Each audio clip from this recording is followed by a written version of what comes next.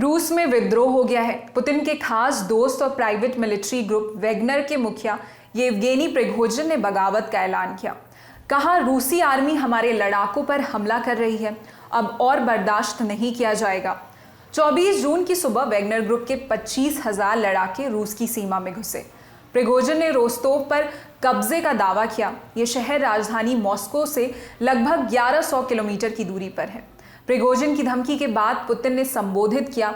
उन्होंने Wagner group और Prigozhin का नाम लिए बिना कहा, हमारी पीठ में छुरा घोंपा गया, गद्दारों से सख्ती से निपटा जाएगा, विद्रोह के पीछे विदेशी ताकतों का हाथ है।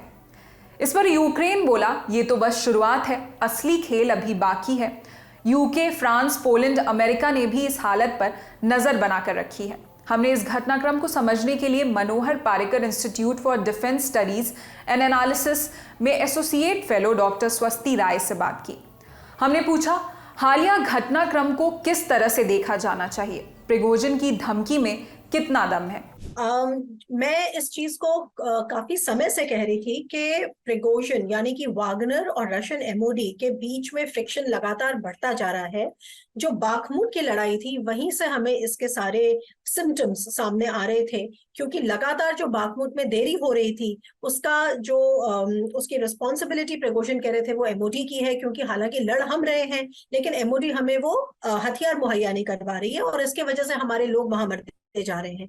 और अगर आप प्रिगोजिन के टेलीग्राम चैनल्स को फॉलो करते हैं तो आपको फिर इसमें कोई नई बात नहीं नजर आएगी, क्योंकि एक दो नहीं दर्जनों वीडियोस, दर्जनों क्लिप्स प्रिगोजिन शेयर कर चुके हैं पिछले एक साल में, जहां उनकी रशियन एमओडी के साथ जो टसल है वो लगातार दिखती है। जब मैं रशियन एमओडी कहती हूँ तो बेसिकली उनकी लड़ाई दो लोगों से है, जो एक जनरल शोइगु जो डिफेंस मिनिस्टर है और दूसरे जनरल गेरासिमोव जो बेसिकली ये यूक्रेन के लिए जो स्पेशल मिलिट्री ऑपरेशन चलाया जा रहा है उसके एक तरह से चीफ है।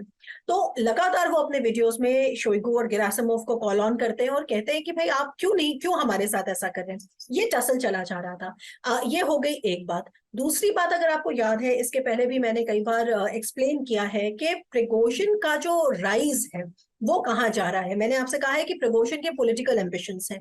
प्रिगोजिन वहां पर एक ऐसे ग्रुप का कहीं ना कहीं प्रतिनिधित्व करते हैं जिनका मतलब प्रिगोजिन की भी लेजिटिमेसी है। पुतिन के वो क्लोज हैं। कई बार आपने देखा कि उन्होंने बहुत सारी ऐसी चीजें करी और पुतिन ने कोई खंडन नहीं किया, तो इससे ये पता चल रहा था कि उनके ऊपर हाथ है पुतिन का, एटसेट्रा। अब देखिए जो इस वक्त हुआ है ये अपने आप में इसके पीछे भी एक घटनाक्रम है साजिद, क्योंकि कुछ दिन पहले प्रिगोजिन ने एक वीडियो रिलीज किया था जहां उन्होंने कहा था कि यूक्रेन में जो रशिया की फ्रंट लाइंस है वो रशिया की फ्रंट लाइंस जो है अब क्रम्बल करने वाली है। क्यों? क्योंकि उन्होंने कहा था कि जो रशियन एमओडी की प्लानिंग है, लगातार वो एक ही चीज कहते जा रहे हैं कि एमओडी की प्लानिंग में प्रॉब्लम है।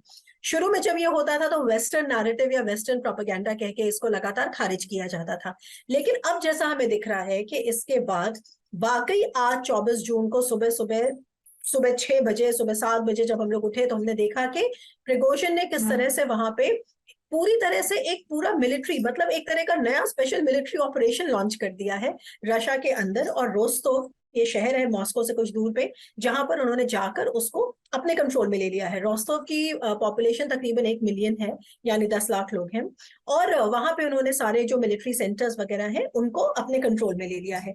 और यही नहीं, प्रिगोजिन ने वहां पे इस कंट्रोल में लेने के बाद फिर अपना एक वीडियो भी रिलीज किया है, जिस वीडियो में उन्होंने फिर इसी बात को दोहराया है कि देखिए ये फ्रंट लाइंस आपकी क्रम्बल कर जाएंगी और अगर आप एमओडी में ये जो शोइगु और गेरासिमोव की जोड़ी है इसको हटाएं और वहां पर इनको क्लेंस करें, इसको ओवरहॉल करें। अब बात यहाँ पे आती है चिंता की बात, ये इसलिए है क्योंकि प्रिगोजिन एक प्राइवेट मिलिट्री कंपनी के ओनर है। प्रिगोजिन एक बिजनेसमैन है। प्रिगोजिन का रशियन मिलिट्री एलीट से कोई लेना देना नहीं है, आपस में उनकी बनती नहीं है।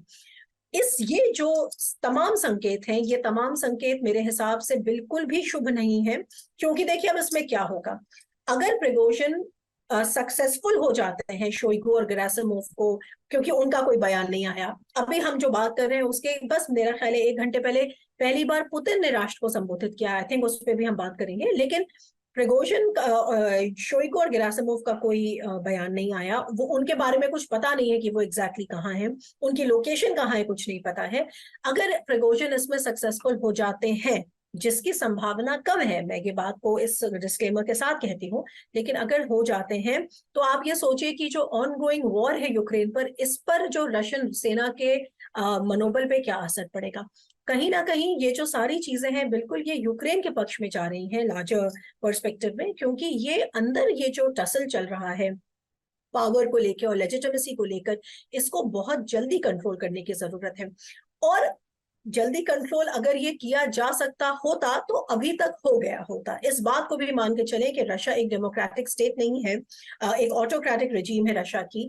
और अगर पुतिन के बस का होता कि इसको निप इन द बड करें, जो एक कहावत होती है निप इन द बड करना, अगर ऐसा हो सकता होता तो अभी तक हो गया होता। मेरे हिसाब से सिचुएशन ज्यादा सीरियस है। और अगर पुतिन इसको क्वेल करने के लिए भी कोशिश करते हैं, जिस तरह से आपने देखा कि टैंक्स जो हैं वो दौड़ रहे हैं रशिया की सड़कों पर, अब अगर इसको कंट्रोल करने के लिए पुतिन अपनी आर्मी को भी अगर चैनलाइज करते हैं, तो उसके बाद उनको कम से कम यूक्रेन पर से अपने जो फोकस है उसको तो हटाना ही होगा। क्योंकि जैसा मैंने कहा कि इसमें शोइगु और गेरासिमोव यही दोनों कमांडर इन चीफ हैं जो यूक्रेन की वॉर है, और इन्हीं के खिलाफ ये वॉर चल रही है। तो ये पूरी की पूरी स्थिति जो है ये बहुत ही एक तरह से एक सिविल वॉर की स्थिति है, क्रम्बलिंग जो पावर सेंटर्स है उनकी स्थिति है। और मेरे ख्याल से पुतिन को बहुत पहले इसके लिए कुछ करना चाहिए था, क्योंकि अब तो सिचुएशन काफी, मैं कहूंगी कि एडवांस्ड हो गई है। तो पहले तो मुझे लगता है कि ये चिंता की स्थिति है। प्रिगोजिन ने रूस के रक्षा मंत्री सार्गेई शोइगु और आर्मी चीफ वेलारी गेरसिमोव को चेतावनी दी है। कहा कि अगर दोनों उनसे मिलने नहीं पहुंचते हैं तो बुरा नतीजा भुगतना होगा। हालांकि प्रिगोजिन ने पुतिन को निशाने पर नहीं लिया। ये कहा कि डिफेंस मिनिस्टर और आर्मी चीफ राष्ट्रपति को धोखा दे रहे हैं। ये स्थिति कब से बन रही थी? प्रिगोजिन की शोइगु और गेरासिमोव से क्या दुश्मनी है? प्रिगोजिन ने उनको निशाने पर क्यों लिया है? देखिए, प्रिगोजिन यानी कि जो प्राइवेट मिलिट्री कंपनीज हैं और रशिया का जो मिलिट्री एलीट है, इसके बीच में प्रॉब्लम्स हैं। अब आप सबसे पहले सवाल ये उठता है कि अगर एक कंट्री के पास ऑलरेडी एक इतनी बड़ी आर्मी है, और देखिए इस बात को हमेशा याद रखें कि हम रूस की बात कर रहे हैं। रूस दुनिया की नंबर 2 मिलिट्री पावर है। तो नंबर 2 मिलिट्री पावर के पास पहले तो इसका लॉजिक क्या है कि उसके पास ये छोटे छोटे प्राइवेट मिलिट्री कंपनीज है जो इतनी पावरफुल है। तो कहा जाता है कि जो अफ्रीका में, सीरिया में जो रशिया का इंटरवेंशन है, उसमें ये प्राइवेट मिलिट्रीज का बहुत बड़ा रोल है। क्योंकि इस पे मैंने काफी लिखा भी है इसके पहले कि किस तरह से ये शैडो मिलिट्री ऑपरेशंस को अंजाम देती हैं, कि जो चीजें किसी मुल्क की सेना नहीं कर सकती लीगल रेस्ट्रिक्शंस के वजह से, प्रोटोकॉल्स के वजह से, केमिकल वेपन्स पे जो तमाम अंडरस्टैंडिंग्स हैं, ह्यूमन जो वायलेशंस हैं ह्यूमन राइट्स के, जो तमाम चीजें सेना नहीं कर सकती, जब आप किसी प्राइवेट मिलिट्री कंपनी जैसे एक्टर को लेकर आते हैं तो आप ये सारी चीजें कर सकते हैं, क्योंकि डिनायबिलिटी मिल जाती है आपको। यही रीजन है कि प्रिगोजिन जैसी जो प्राइवेट मिलिट्री कंपनी है वागनर, वो इतनी सक्सेसफुल रही है। दूसरा, मैंने ये भी समझाया था कि ये जो प्राइवेट मिलिट्री कंपनीज हैं, इनको रन करना आसान है, इनमें पैसे कम लगते हैं, इकोनॉमिकली वायबल ज्यादा है। क्योंकि आपने देखा कि असल में इनके सैनिक कौन है, ये जो कॉन्विक्ट्स हैं, जेलों से निकाले हुए प्रिजनर्स, ये सब लोग हैं जो इनके लिए लड़ रहे हैं। दिक्कत क्या हुई है कि कहीं ना कहीं ये हो गया है कि सीरिया में, अफ्रीका में, इस तरह के रीजन्स में जितने सक्सेसफुल रहे हैं वागनर के सैनिक और वागनर की जो मिलिट्री इंटरवेंशंस, उसके वजह से प्रिगोजिन पुतिन के काफी करीब आ गए थे। उनको पुतिन का शेफ पहले ही कहा जाता था, पुतिन से काफी नजदीक है वो।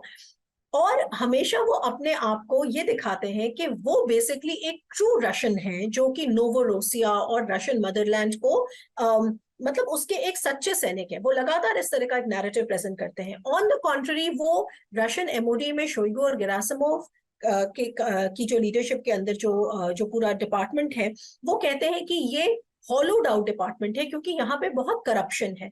और सालों साल जो रशियन आर्मी में और आर्मी में एमओडी में जो करप्शन है, उसी के वजह से यूक्रेन की वॉर को वो वैसे नहीं लड़ पाए जैसा कि उन्होंने सोचा था। क्योंकि ये जो वॉर है, जब उसकी शुरुआत हुई थी, तो जैसा क्राइमिया और उसके पहले जॉर्जिया में हुआ था, ये सोचा गया था कि ये 4-5 दिन 6 दिन से ज्यादा नहीं चलेगी, क्योंकि ऐसा कुछ आप जाएंगे और आपकी पूरी मिलिट्री माइट के सामने यूक्रेन घुटने टेक देगा। लेकिन ऐसा हुआ नहीं, और वो जो वॉर है वो 1 साल 1.5 साल होने वाला है अब उस वॉर को। तो जब से अगस्त से, जो मैंने आपको एक बार उसका टाइमलाइन भी बताया था कि पिछले साल अगस्त जब पहली बार जब रशिया को यूक्रेन के काउंटर ऑफेंसिव जब थोड़े सक्सेसफुल हुए थे, तब से लगातार ये प्रॉब्लम चल रही है। और तब भी वो वक्त था जब पहली बार प्रिगोजिन ने ये ओपनली इस बात को एक्सेप्ट किया कि असल में वो वागनर के चीफ है। पहले ये बात सबको पता थी, लेकिन अनऑफिशियल ढंग से पता थी। वही अगस्त सितंबर का वक्त है पिछले साल 2022 में, जब प्रिगोजिन ने आके कहा कि नहीं, मैं इसका नेता हूं और now I will take this responsibility of completing the objectives, Russia's objectives in the special military operation in Ukraine। तो उन्होंने कहा कि रशियन एमओडी के बस की बात नहीं है, आप हमें दीजिए। और वो आए, और उस वक्त आपको ध्यान होगा एक और एक्टर थे रमजान कादिरोव, जिनकी आर्मी वहां पे, वो भी इस बात को लेकर, उन्होंने, ये प्रिगोजिन अकेले नहीं क्रिटिसाइज करते एमओडी को, वो रमजान कादिरोव भी अपने टेलीग्राम चैनल में और टिकटॉक चैनल्स पे बहुत क्रिटिसाइज करते हैं, और वो कहते हैं कि इनके पास प्लानिंग नहीं है, इनके पास ऑपरेशनल कैपेसिटी नहीं है इनकी, इसी वजह से इनकी परफॉर्मेंस खराब है। अब जाहिर है चूंकि ये बात रशिया को सूट नहीं करती, इस वजह से ऑफिशियल एंडोर्समेंट आपको इसका नहीं दिखता। लेकिन हाथ कंगन को आरसी क्या, ये जो कहावत है, ये कहीं ना कहीं यहाँ पे मूर्त रूप देती हुई दिख रही है कि बाखमुट में जो सक्सेसेस हैं वो वागनर की करी हुई हैं। जो फाइनली बाखमुट को जीत पाया रशिया, वो भी वागनर ग्रुप की वजह से हो पाया। वागनर, उसके बीच में इतने सारे वीडियोस आए जिसमें वो लगातार एमओडी को कहते रहे कि आप हमें गन्स नहीं दे रहे, आप हमें टैंक्स नहीं दे रहे, आप हमें व्हीकल्स नहीं दे रहे। हाँ, फिर वागनर की जीत हो गई वहां पर। उसके बाद उन्होंने कहा कि अब हम बाखमुट से हम विड्रॉ करेंगे। विड्रॉ करने के बाद आपने कुछ दिनों पहले एक बहुत नाटकीय घटनाक्रम देखा होगा कि रशियन एमओडी की तरफ से एक ऑर्डर आया, शोइगु ने एक ऑर्डर पास किया कि जितने जो प्राइवेट मिलिट्री कंपनीज हैं, अब उनको लीगलाइज होना होगा, अब उनको गवर्नमेंट के साथ एक कॉन्ट्रैक्ट साइन करना होगा। और अगर आपको याद होगा, उस वक्त भी हमने इस पे बात करी थी कि शोइगु ने प्रिगोजिन ने इसको साफ साफ मना कर दिया कि हम ऐसा नहीं करेंगे। तो ये जो धृष्टता है, ये जो आपको एक प्रिगोजिन के अंदर एक तरह का जो ये एडमेंसी है और इस तरह के जो एक एटीट्यूड है, ये कोई अभी कल परसों का नहीं है। इसके पीछे कुछ पूरे एक साल का टसल है जो चल रहा है। यूक्रेन में कैसे हमें युद्ध को दिशा देनी है, युद्ध कैसे लड़ा जाना चाहिए, इस बात को लेकर। और पिछली बार भी जब मिनिस्ट्री की तरफ से आया, तो भी मैंने आपसे कहा था, देखिए कि इस पे अभी तक पुतिन का कोई स्टेटमेंट नहीं आया है। पुतिन के लिए ये कैच 22 सिचुएशन है। क्यों? क्योंकि एक तरफ एमओडी है जो कि लीगल रिप्रेजेंटेटिव है रशियन आर्मी का, दूसरी तरफ प्रिगोजिन है जो पुतिन के बड़े लॉयल रहे हैं और पुतिन की ही एक तरह से हाथ के रखने की वजह से वो इतना आगे बढ़े हैं। अब इस समय ये जो सिचुएशन है, लेकिन ये जो कदम उठाया है प्रिगोजिन ने, इसके जो रिपल्स हैं ये तो बहुत दूर तक जाएंगे। क्योंकि जैसे मैंने कहा कि टैंक्स रोल कर रहे हैं, और जो अभी प्रेसिडेंट पुतिन ने संबोधन दिया है राष्ट्र को, अभी मेरे ख्याल आधा घंटा हुआ उस बात के, उसके भी ट्रांसलेशंस आ गए हैं, आप उनको पढ़ें तो वो वहां पे फिर वही कर रहे हैं। इधर जब प्रिगोजिन अपना वीडियो रिलीज कर रहे हैं तो वो पुतिन का नाम नहीं ले रहे हैं, वो गेरासिमोव और शोइगु का नाम ले रहे हैं। तो वो बार बार इस चीज को रिटरेट कर रहे हैं कि लड़ाई जो हमारी है, वो लड़ाई मेरी पुतिन से नहीं है। पुतिन का उन्होंने नाम ही नहीं लिया। लड़ाई जो है वो बेसिकली करप्ट एमओडी से है, जो करप्शन एमओडी में इतना व्याप्त हो चुका है कि वो यूक्रेन जैसे वॉर में इतना बुरा परफॉर्म कर रहे हैं, डिस्पाइट द फैक्ट कि आप दुनिया की नंबर 2 मिलिट्री हैं और आपके पास पूरी एयर पावर है, एटसेट्रा एटसेट्रा। तो ये चीज सिमिलरली जब पुतिन ने भी अपना संबोधन रिलीज किया है, तो वहां भी उन्होंने सीधे सीधे प्रिगोजिन को ऐसा नहीं कहा है, उन्होंने भी बातों को बहुत इनडायरेक्टली कहा है। और जैसा कि पुतिन का स्टाइल है, वो हर चीज 1917 से शुरू करने लग जाते हैं, वो हर चीज में वो पीछे चले जाते हैं और कहते हैं कि देखिए रशिया हमेशा से लड़ता आ रहा है और हमेशा रशियन लोगों का खून बहाया गया है और रशियन नोवोरोसिया को यूनाइट होना है। आप अगर देखेंगे तो उसमें अखंड रशिया का पूरा चित्रण आपको दिखेगा। तो उसका कोई बहुत, मेरे हिसाब से कोई वैल्यू नहीं है, लेकिन संबोधन जरूरी था कहीं ना कहीं। एक लेजिटिमेट चीफ ऑफ द, जिसको कहते हैं कि जो लीडर ऑफ द कंट्री से ये उम्मीद थी कि कम से कम अब तो वो कुछ बोलेंगे। तो मुझे खुशी है इस बात की कि कम से कम पुतिन ने अब तो कुछ बोला। इतने एक साल से जो वेट हो रहा था कि पुतिन कुछ तो बोलेंगे, तो फाइनली उन्होंने कुछ बोला। उनके बोलने का की वैल्यू क्या होगी, उसका कोई असर पड़ेगा? मेरे हिसाब से उसमें असर नहीं पड़ेगा। अगर शोइगु और गेरासिमोव आकर वागनर से बात नहीं करेंगे, तो मैंने कहा कि चाहे आप नाक को सीधे पकड़ें या घुमा के पकड़ें, उसमें नुकसान जो है वो रशियन आर्मी का ही है और इसमें फायदा यूक्रेन का है। क्योंकि अगर इसे कंट्रोल करना होगा, मान लीजिए कंट्रोल, भाई अगर या तो हम मान के चलें कि बहुत आसानी से कोई बीच का एक रास्ता निकल जाए, अगर वो बीच का रास्ता आसानी से नहीं निकलता, जो कि मुझे नहीं लगता कि निकलेगा। क्यों? क्योंकि अगर आसानी से निकलना होता तो कम से कम टैंक्स नहीं चल रहे होते इस वक्त मॉस्को की तरफ, पहली चीज। और अगर इसमें कुछ स्ट्रगल लगेगा, वक्त लगेगा, अगर इसमें आर्मी की जरूरत पड़ेगी, रशियन मतलब आर्मी की जरूरत पड़ेगी, तो जाहिर है कि उनका कंसंट्रेशन यूक्रेन से हटेगा। तो ये एक मॉरल डिफीट है, ये एक इंटरनेशनल एम्बैरेसमेंट है। इसमें कोई कोई इसमें डाउट नहीं है कि कौन सा आपको ऐसा मॉडर्न स्टेट दिखता है जो दुनिया का नंबर 2 मिलिट्री हो और दुनिया का एक बड़ा ग्लोबल प्लेयर हम जिसको कहें, जहां पर हमें इस तरीके का इस तरह का सिविल अनरेस्ट और वॉर और म्यूटनी दिखाई देती है। तो the situation is not good, और मेरे हिसाब से सच में पुतिन को काफी पहले एक्शन में आ जाना चाहिए था, और जो लेक्चर उन्होंने आज दिया वो लेक्चर उन्हें बहुत पहले दे देना चाहिए था। और बस एक टेक अवे और है जिसको मैं जरूर कहना चाहती हूँ कि ये एक वक्त और भी है। अब वागनर को क्रश करने के लिए रशियन आर्मी और रशियन एमओडी का क्या आपको दिखेगा, मतलब क्या उसके अंदर आपको अंडरस्टैंडिंग दिखती है इन दो एक्टर्स में, ये भी दिखाएगी कि असल में इनकी लॉयल्टी है किसके प्रति। इनकी लॉयल्टी रशियन स्टेट के प्रति है, इनकी लॉयल्टी पुतिन के प्रति है, या इनकी लॉयल्टी खुद इनके प्रति है। यही तो वागनर बोल रहा है ना कि आपकी लॉयल्टी तो केवल अपने प्रति है क्योंकि आप करप्ट हैं।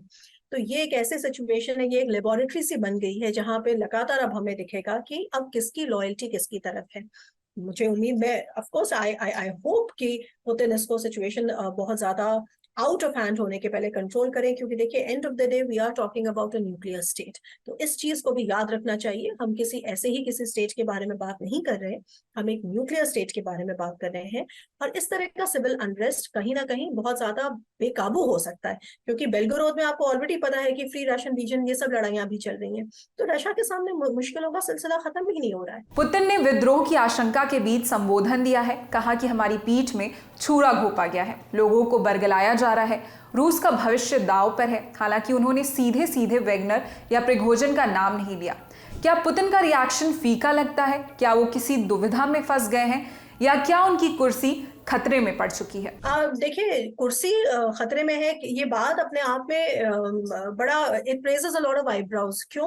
क्योंकि कहा जाता है कि भाई पुतिन बहुत बड़े, बहुत ही शक्तिशाली लीडर है, और इसमें खैर कोई डाउट भी नहीं है। 20 साल से वो रशिया के हेल्म ऑफ अफेयर्स पर है। उनके आने के बाद ही रशिया का रिसर्जेंस एक तरह से शुरू हुआ है। वो रशिया जो 1991 में यूएसएसआर के विघटन के बाद एक ऐसे स्टेट में चला गया था। लेकिन जो आपने मुझसे सवाल पूछा है, देखिए, आपको एक बार मेरी आपसे बातचीत हो रही थी, जो मैंने आपसे समझाया था कि ये जो प्राइवेट मिलिट्री कंपनीज होती हैं वो एक इंपॉर्टेंट डोमेस्टिक फंक्शन प्ले करती हैं। और ये जो इंपॉर्टेंट डोमेस्टिक फंक्शन है, इसको पैरेललिज्म कहते हैं। पैरेललिज्म का मतलब ये होता है कि बहुत सारी ऐसी रिजीम्स जो एक अथॉरिटेरियन या सेमी अथॉरिटेरियन पॉलिटिकल सिस्टम में सक्रिय होती हैं, उनको हमेशा ऐसे पैरेलल फोर्सेस की जरूरत होती है, जो अगर तख्ता पलट जैसे सिचुएशन आए, तो तख्ता पलट क्योंकि जनरली आर्मीज करती हैं, आपको ये भी पता है, हमारे बगल में पाकिस्तान है, और पाकिस्तान और तख्ता पलट का जो पुराना अफेयर है वो हम लोग सब जानते हैं। लेकिन कहने का मतलब है कि जो आर्मीज जब ऐसे करती हैं, तो लीडर के पास क्या ऐसे अपने कोई ऐसे इंटेलिजेंस के और ऐसे सीक्रेट सर्विसेज हैं कि नहीं जो इस समय उसको न्यूट्रलाइज कर सकें। तो बहुत सारे जो प्राइवेट मिलिट्री कंपनीज हैं वो ये भी रोल एक तरह से कहीं ना कहीं अदा करती हैं। तो पुतिन के लिए जो मैंने कहा कैच 22 है, वो इसीलिए है क्योंकि एमओडी और रशियन आर्मी के बावजूद जिस तरह से पुतिन ने प्रश्रय दिया है पीएमसी वागनर को, प्रिगोजिन को, और देखिए पीएमसी वागनर तो केवल एक पीएमसी है रशिया में, ऐसी तमाम और पीएमसीज हैं, इस पे भी हमने बात करी है बहुत ज्यादा। तो हालांकि वो इतनी डोमिनेंट और इतनी इंपॉर्टेंट नहीं है, इतनी लाइमलाइट में नहीं है जितनी वागनर है, और वो भी इसलिए क्योंकि उन्होंने सीरिया में और सेंट्रल अफ्रीका वगैरह में जो उनका परफॉर्मेंस था उसको लेकर। सो कमिंग बैक, तो पॉइंट ये है कि कैच 22 सिचुएशन इसलिए है पुतिन के सामने क्योंकि अगर ये कंट्रोल होने लायक होता, जबकि इतने सारे वीडियोस लगातार आते जा रहे थे, तमाम अभद्र भाषा का प्रयोग हो रहा था, यहाँ तक कि जब उन्होंने साफ साफ शोइगु को मना कर दिया कि वो ऐसे किसी कॉन्ट्रैक्ट पे साइन नहीं करेंगे, इस तरह की तमाम चीजों में भी पुतिन का कोई बयान नहीं आया। फाइनली अब जब टैंक्स रोल कर रहे हैं रशिया की सड़कों पर, रोस्तोव जो कुछ घंटे दूर है रशिया से, उसको पूरी तरह से वागनर ने ले लिया है। यहाँ तक कि कल मैं जब सवेरे उठी तो मैंने इन सारी न्यूज को देखना शुरू किया कि जहां पे पुतिन रहते हैं मॉस्को में, वहां से भी लगातार जो रशियन एयरफोर्स है उसके प्लेन्स आ जा रहे हैं। तो मुझे ऐसा लगता है कि शायद पुतिन को भी इवैक्यूएट कर दिया गया है। आई एम नॉट श्योर, क्योंकि ये तो जब तक हमें कुछ क्लियर नहीं में पता चलता, लेकिन ऐसा मुझे लगता है। तो इसका जो थ्रेट है ये महसूस किया जा रहा है। लोगों से कहा गया है कि वो अपने घरों से ना निकलें। और एज यूजुअल पुतिन ने इसको जो रंग देने की कोशिश करी है वो ये कि ये भी वेस्ट की डूइंग है, कि वेस्ट की वजह से बेसिकली प्रिगोजिन और शोइगु और गेरासिमोव में लड़ाई छिड़ी हुई है। अब ये एक ऐसी कॉन्स्पिरेसी थियरीज है कि आप कुछ भी करके हमेशा जो रिस्पॉन्सिबिलिटी है वो किसी और पे डाल दे। तो पासिंग द बक की कहीं ना कहीं बात है ये चीज। और मैं ये भी कहूंगी कि देखिए, कहीं ना कहीं आप इस बात को याद रखिएगा, अभी अब से कुछ महीने बाद जब भी हम ऐसी स्थिति में होंगे तो हम फिर इस पे लौट के बात करेंगे कि यूक्रेन में अब जो होने वाला है, वहां पे जो स्पेशल मिलिट्री ऑपरेशन के फेलियर्स हैं, अभी जितने हुए और उसके बाद भी अगर हो मुझे नहीं मालूम, पर अभी जो जिस तरह की सिचुएशन बन रही है उसके फेलियर्स का भी जो टीकरा है वो किसी ना किसी के सर फोड़ा जाएगा। और आप इस बात को मान के चलें कि इस बार ये जो टीकरा है वो शोइगु और गेरासिमोव के सर पे फोड़ा जाएगा कि इनके वजह से ये हुआ और या प्रिगोजिन की वजह से हुआ। तो ये सब एक स्केपगोट मुझे बनते से दिख रहे हैं। कायदे से पुतिन को इस समय he should now come down with an iron hand और इनको बिल्कुल चीजों को अपने कंट्रोल में लेना चाहिए एक ट्रू कमांडर की तरह। देखिए वो ऐसा लेते हैं कि नहीं, हम सब इस घटनाक्रम को देख रहे हैं। कुर्सी खतरे में है या नहीं, मैं कहूंगी कि अब इस वक्त जो हो रहा है तो मैं कहूंगी कि हाँ, उतने खतरे से बाहर भी नहीं है। विद्रोह से पहले प्रिगोजिन ने एक वीडियो जारी किया था। इसमें कहा कि रूसी सेना यूक्रेन में हार रही है, राष्ट्रपति को गलत रिपोर्ट दी जा रही है, जमीनी हकीकत कुछ और ही है। हमने पूछा कि इस खुली बगावत का रूस यूक्रेन युद्ध पर क्या असर पड़ेगा। अच्छा, या रशिया यूक्रेन वॉर पे क्या असर पड़ेगा, तो बिल्कुल जाहिर है, मैंने आपसे कहा कि रशिया यूक्रेन वॉर पे इसका जो असर है वो यूक्रेन के फेवर में पड़ेगा। क्योंकि चाहे आप वागनर को कंट्रोल करने के लिए अगर आप अपनी आर्मी को रोल आउट करते हैं या आप वागनर से बातचीत करने के लिए आप अपने आर्मी के जनरल्स को यहाँ बुलाते हैं, चाहे किसी भी तरह का, मतलब जैसे मैं आपको एग्जांपल दे रही थी कि आप अगर नाक को सीधे तरीके से पकड़े या घुमा के पकड़े, इसका असर जो है वो पुतिन के अगेंस्ट और जो स्पेशल मिलिट्री ऑपरेशन है उसके अगेंस्ट जाएगा। क्योंकि यूक्रेन से उनको जो फोकस है वो हटाना ही पड़ेगा, इसमें कोई डाउट नहीं है। और आप ये समझिए कि जब ऐसी स्थिति आती है और आप मॉस्को और इस तरह के रीजन्स के आसपास टैंक्स रोल होते हुए देखते हैं तो इसका असर उन सैनिकों के मनोबल पे क्या पड़ता है जो वैसे भी एक ऐसी वॉर लड़ रहे हैं जिसके लिए वो मोटिवेटेड नहीं है। In fact one of the reasons जो हम कहते हैं कि यूक्रेन अपने छोटे साइज और अपने बहुत ही कमतर एयर कैपेबिलिटीज और डोमेस्टिक मिलिट्री कैपेबिलिटीज के बावजूद इस वॉर में टिका हुआ है। वेस्टर्न सपोर्ट तो है ही, इसमें कोई डाउट नहीं, लेकिन वेस्टर्न सपोर्ट तो बहुत जगह दिया गया जहां पे ये लड़ाइयां नहीं चल पाई। वियतनाम उदाहरण है, अफगानिस्तान उदाहरण है, एक्सेट्रा। लेकिन यूक्रेन इसलिए टिका हुआ है क्योंकि वहां पे कम्युनिटाइजेशन ऑफ वॉर एफर्ट है। वहां पे जो भी है उसको वो अपने मदरलैंड को बचाने के लिए लड़ रहा है, तो उनका जो मनोबल है वो बहुत हाई है। उसके बरक्स रशियंस का मनोबल हाई नहीं है, क्योंकि असल में स्पेशल मिलिट्री ऑपरेशन का लॉजिक एग्जैक्टली किसी को समझ में नहीं आता कि है क्या। तो ऐसी सिचुएशन में जो अब हो रहा है उसका असर डेफिनेटली यूक्रेन के पक्ष में जाएगा। चाहे वो शोइगु और गेरासिमोव को इस बात के लिए मनाना कि वो वागनर से बात करें, चाहे वागनर इतना ज्यादा सर उठा ले, प्रिकॉशन इतना ज्यादा सर उठा ले कि उसे कुचलने के लिए रशिया को अपनी मिलिट्री माइट को मोबिलाइज करना पड़े, सॉर्टीज करनी पड़े, जो भी करना पड़े, इसका असर जो वहां पे फ्रंट लाइन पे चल रहा है उसके लिए अच्छा नहीं होगा। और मेरे ख्याल से यही चीज कहीं ना कहीं यूक्रेनियंस, जो मैं आपसे बात कर रही थी कि जब बाखमुट में ये टाइम बाय किया जा रहा था, तो ये यूक्रेनियंस का एक कहीं ना कहीं ये एक पॉइंट था कि जो विदिन ये जो क्रैक्स हैं, इन क्रैक्स को ये और डीपन होंगे और ये कहीं ना कहीं यूक्रेन के पक्ष में जाएगा। तो एग्जैक्टली उसी तरह से होता दिख रहा है। अब इसमें सिचुएशन को एवर्ट करने के लिए एक बहुत ही, मैंने कहा ना कि अब लॉयल्टी का वक्त है कि एमओडी मतलब ये सब लोग अपनी लॉयल्टी रशियन स्टेट के प्रति कितनी दिखाते हैं या अपने लिए दिखाते हैं। तो ये चीज भी हमें कुछ दिनों में समझ में आ जाएगी कहाँ है। इसी के साथ इस वीडियो में इतना ही। इस पूरे मामले से जुड़ी बाकी अपडेट्स के लिए देखते रहिए दी ललन टॉक। शुक्रिया।